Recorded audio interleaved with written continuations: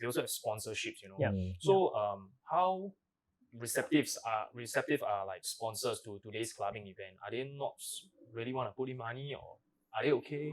Because you have so many people, many eyeballs. Dan can tell you about that because he's deals with Yeah, sponsorships. I mean, I think I can't speak to the clubbing side of things because we've never operated a club. But I think for the festival, I think we've had a strong reception from brand partners. I think we've been very lucky. We've not really had great success with grants, and so sponsorship money has kind of plugged that gap for us. So I think they've been receptive on the basis that they recognize that it's something different and unique for the market, and I think that's been a big plus point for us. And I think we've been lucky to work with brands who have also been a bit more receptive to our own feedback about how their activation should be, because I think the biggest thing we've always been concerned about is no one wants to see like a brand plastered all over your festival. They don't want to be sold. What I mean?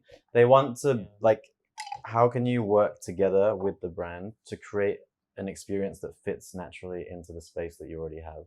And that's the approach we've been trying to take. Of course, brands always want branding. And I think it's just finding that healthy balance where it's like, okay, the brand gets to achieve what they want at the festival, but they also enhance the experience of the guests rather than take away from it. And I think they are definitely receptive to these kinds of events. And I think it's just about finding something that works for all the stakeholders involved. Yeah, because of like in comparison, like you see F1, right? Their branding is like everywhere, it's loud, But for us, it's like we don't want.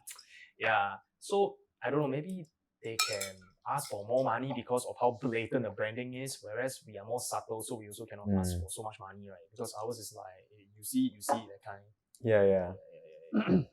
And what is one brand, right? You would say, right, that most people wouldn't think to associate with party or festival kind of stuff, right? But you managed to like kind of convince them to work with you guys. Okay, why I say that, right?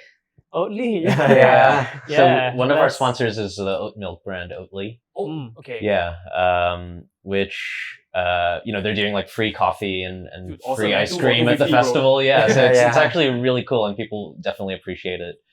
But obviously their angle is a bit more like, wellness and that kind of thing, which is maybe not concepts that you normally associate with parties. But yeah, I guess that's just one example, but we've had a few of them actually.